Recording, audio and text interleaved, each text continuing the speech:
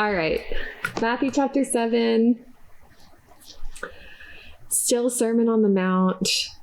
Finishing it up. There's just more than one could ever talk about in this whole thing. But read it. Okay, we'll chip away. I just have 3 questions. Okay. I'm writing. He basically discussed age-old principles that we still treasure now, like the golden rule. Mm-hmm. He's been doing this over the last couple chapters, and we've kind of touched on that, but just wanted to ask a couple clarifying questions. When it says he's speaking to multitudes, which it does at the end, we'll get there, but I assume it means lots of types of people, Jews and Gentiles. Probably mostly Jews there. There could have been some Gentiles mixed in, but this was the habitation of the Jews, where they lived, and they were his people, and he went to the lost sheep. So it was probably almost all Jews. Okay. And is there any sense, I know we talked about this a lot, but, and how profound or jarring these lessons might be to them at the time? Extremely jarring.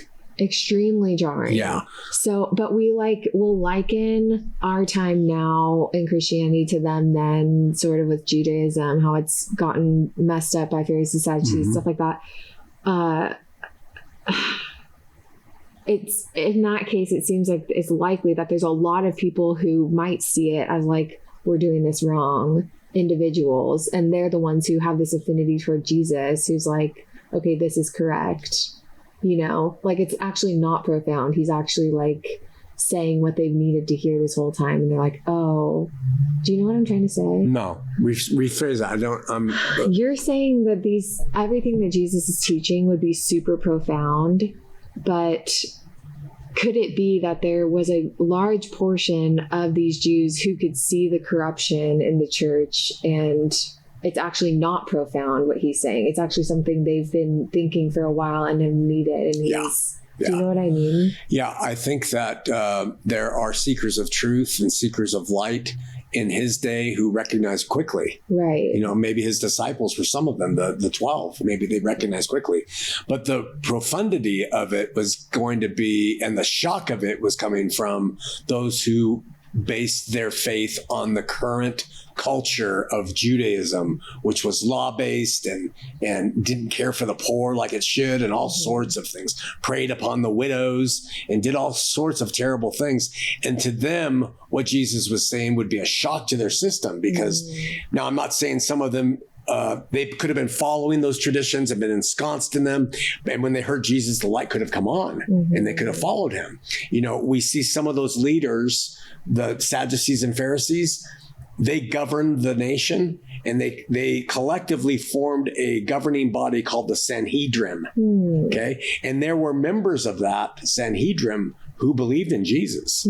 So they were of the culture and they were of the law, and Jesus' message to them did resonate. So yeah, I think seekers of truth hear the truth, and those who don't care about it will embrace the other things, either the world or tradition.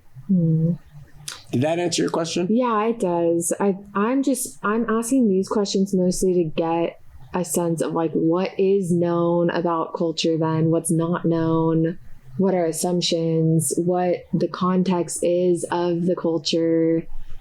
I know there is a law, but I'm trying to get into more of the details like you're talking about. You learn about the culture when you study the Old Testament, and then you learn about the culture when you study the Hebrew rabbis today or those in the past who wrote about the culture. And then so there is a lot that we aren't going to really get about that culture. Okay. Yeah. But something, I guess what's funny to me and why it's similar to now is that Jesus literally is God with us, and and God is the one that set up the law. So what he's saying, and the law, as you just recently made known to me, was like couched in ideas of love. I didn't know that. Yeah. So something like him saying, treat others the way you want to be treated should not be that profound to them. Yeah. Some of those things weren't profound to him. Okay. But you're going to read, maybe you already have, I don't know, is where they'll say, and they were astonished at his doctrine. Yeah, we'll get there. Yeah. At the very end, astonished at his teachings. Yeah. Yeah. So it was shocking to them.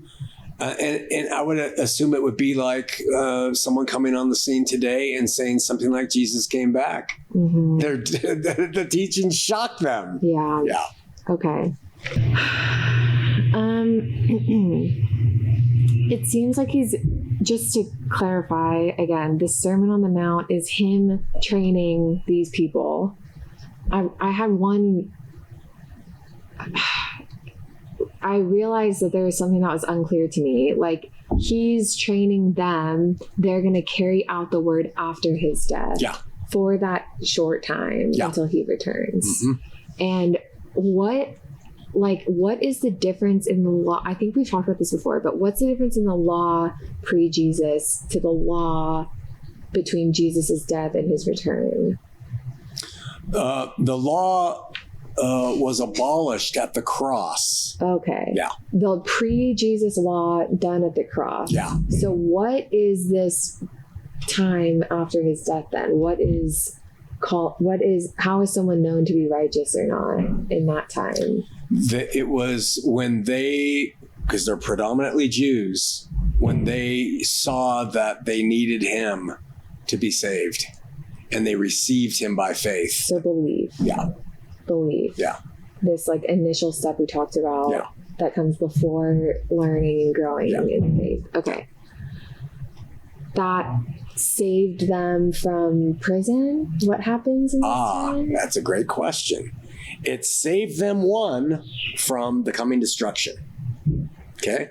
Which, that's a phrase that I've never really understood. What does that mean? The coming destruction. Was the promised destruction of a great and dreadful day that was coming to them. And they would not suffer the dread of that day. That's right. That means they're saved from destruction. They're saved from destruction, and they would be taken up by Jesus into the New Jerusalem. Okay. So the Jews of that day were promised. The apostles went out after Jesus ascended and said, believe on him. The day's coming. You're not going to escape unless you believe on him. And they increasingly got more urgent in that message as it drew closer and closer. Okay, that's the first thing.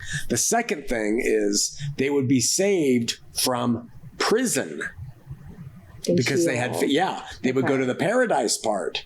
So Sheol still existing in this post-Jesus. Yes. Like, if Jesus hasn't returned, it's Sheol right now. That's right. And that's why when people say they died and went to God, that's ridiculous. It's ridiculous. It makes no sense. What's the refute to that? They don't have a refutation other than they say Jesus ascended and so we go to the Father. But if you take the whole of Scripture and look at how the judgment works for them in that day, from Jesus leaving and his returning during that period, if you died, you would still go to Sheol until he returned. And when he returned, those who were in the paradise part would join him in taking up the bride into the New Jerusalem. Okay. Right? They would join him and people on earth who were believers. That's right. Would join him. That's right. Everyone together. And people in prison and Sheol? After that happens, it says hell gives up her dead. Okay. They go before the great white throne judgment that's described, and they're looked to see, are you in the Lamb's book of life? If they weren't, they would be cast into the lake of fire to take their part in it, where they would be something would happen to them. But I don't believe they would be there forever, because the scripture says that lake of fire was made for Satan and his angels, not for man. So to them then, those who were in the prison part were judged before the great white throne, and if their name wasn't found in the books that were open, they would be cast into that lake of fire. It's conjecture that they would get out, be purified, whatever else. Catholics teach of a place called purgatory, whatever. But that is not the case for us anymore. That was all to them. Okay, wait, that's confusing too though. So his return, paradise and believers go up to him. Right. he's returned already. This is all done for the believers. That's right. Sheol prisoners go to lake of fire, which prisoners are judged. Hell empties its dead. So prison's done. Okay. So Sheol's prison's done. Yeah. But lake of fire is now different. eternal. No, it's not. It's eternal because it's the fire that comes from God. So lake of fire is a thing still right now. It's debated. I believe the lake of fire is because it's in the presence of the Lamb, it says. Okay. So I believe that lake of fire for those who are in prison, when they go before and they're cast into it, if their name isn't in there, I believe that is a place where they are confronted by God's light and they are purged of whatever was in them. Like in his presence, right. The lake of fire. I believe that the lake of fire is probably the New Jerusalem, and that if someone outside of it decides to enter, they go through that same thing. Yeah. But it doesn't affect, the lake of fire is a good thing. Well, I mean, God is good and it's in his presence. So it seems to me, and here's another sideline, is because he is eternal. They call that punishment or purging eternal because it's coming from him. But it doesn't mean forever and ever and ever and ever. It just means he's administering it and he's purging those people who have to pass through it. And it's only painful or punishment when it's purging bad. Right. And it could be good and refining when it's finished its job of purging the bad. Definitely. So believers are maybe in that lake of fire too, if it's the New Jerusalem? If it's the New Jerusalem, I think that you are equipped with a resurrected spiritual body that can abide in that without a problem. Okay, right. Yeah. And that's what people from prison are getting to, is that body. Or got to. After being purged in the lake of fire. Okay. But that's all for them, that prison part. Today, that's all fulfilled. But I'm just not understanding saying it's fulfilled when the fulfillment happened at the instantiation of the lake of fire. At the what? The creation, the beginning of the lake of fire happened at fulfillment. I don't know if that's true because it says it was created for Satan and his angels. So it could have happened at the creation. Okay, but the use of it then, prison's not a thing. The use of the lake of fire happens once fulfillment happens, once Jesus returned and people were saved from the great and dreadful day. So it implies that the lake of fire is now part of the everlasting New Jerusalem situation. It's an opinion. I can't say yes or no. I just believe that what was the lake of fire described in Revelation for people who were in prison in that day? I believe that they took their part in that. It doesn't say what that means. And somehow I believe they were purged and they exited because it says they will take their part in that lake of fire. For us today, once Jesus came, and he emptied out hell and he took his own from paradise, emptied out prison. And then today I see us entering in a similar thing, but I don't know how to describe it other than it being the presence of God. Well, it's just to ask, it seems like there's another line here of an era where lake of fire has an end for people. And then there's do you know what I'm saying? Yeah, and you could say that it's theoretical, but if at the end of that first age, the lake of fire served its purpose for those who were in prison, okay, and it did its purpose as John describes, then it seems to be over, and that's when it would happen when the great white throne judgment happened upon his return. And you don't think that someone who is not a believer now, who would maybe go to prison back then, isn't going to the lake of fire right now first? Yeah, that's the conjecture. That's something I can't answer. Oh, well, they either are, or the lake of fire is just virtually the same thing as it was back in that day, but now it's just the New Jerusalem. Okay. And to enter it into those things, you got to pass through that purging. Right. I just know that, or I believe that whoever is in the kingdom by faith, and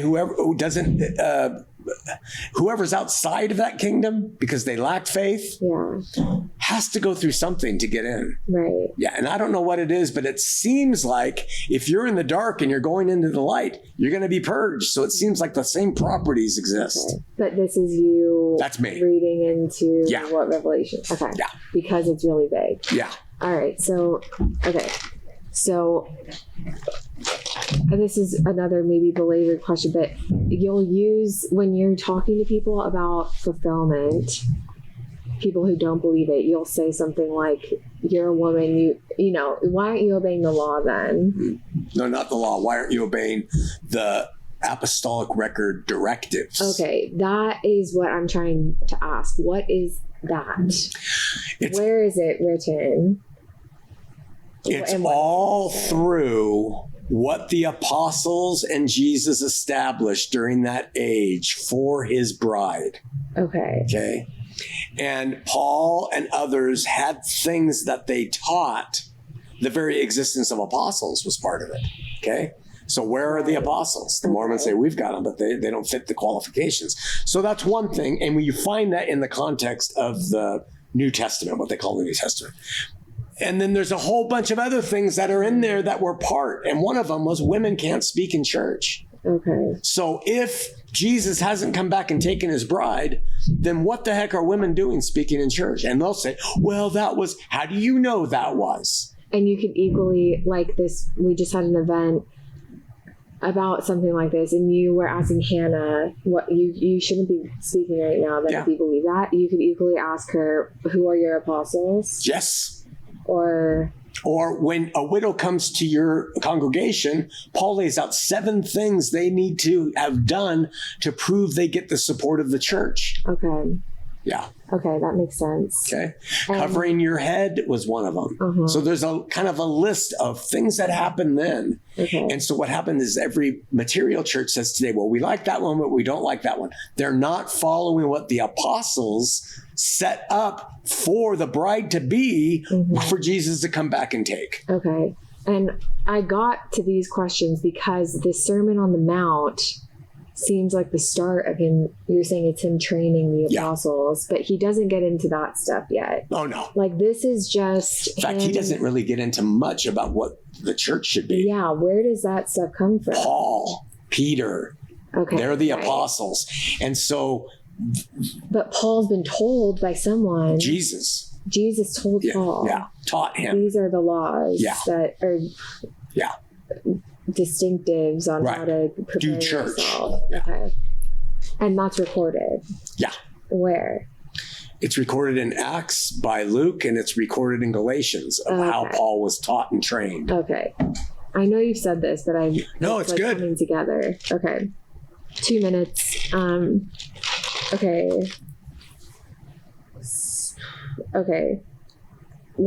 I have 2 more questions. So after he gives them this stuff, he says, not everyone that says, Lord, Lord, shall enter the kingdom of heaven, but he that doeth the will of my Father who is in heaven, and that those who do the will have this house built on a rock, you know? So can you just again explain what this will is? It's love. In John chapter 6, the Jews come to Jesus and say, how do we do the will of God? Okay. He says, believe on him who he sent. That's because he doesn't even say love there. Okay. He says, believe on him who he sent. Okay. In the epistle of the Apostle John, the first epistle, it says, and these are his commandments, to believe on him who he has sent and to love. Okay. So I take that as a principle that if you want to be in the faith, believe on him and then love. Yeah. Okay. Yeah. So the idea of being perfect in the previous chapter is kind of not part of that. No. And that's just like that was to get the that was to get the Jews to say, oh, you know, I can't do any of that. And then he says, okay, well, with God, it's impossible. I mean, with man, it's impossible. With God, it's possible. What do you mean? Look to me. I do it all. Okay. And have faith in me, believe on his son, and then you'll love. Okay. So then it says the multitudes, I still don't get why it says that at the end. Yeah. I'm guessing that they must have joined. Okay. Along the way. Were astonished at his teachings. Okay. For he taught them as one having authority and not as their scribes. Yeah. So the Jews in their economy, they had scribes. and they would take and they would write the law. They were like the lawyers of the Jews. Okay. And they had things called Mishnahs, and they had all these commentaries on the inspired word. Okay. And they were like legalists who knew the law and said, no. Well, he didn't teach like that. He taught by the Spirit. And he was interpreting all these things from different places. And they're like, he teaches like he has some kind of authority, and not like our scribes who cite chapter and verse, and that's what you want to be as a believer. You want to be like that and not chapter and verse. And that's what Jesus was. How the heck did we get to where we're at now? By people not reading it contextually. It's really crazy, though. You're seeing it, man. It's awesome. All right, well. We done? That's chapter 7. See you next time.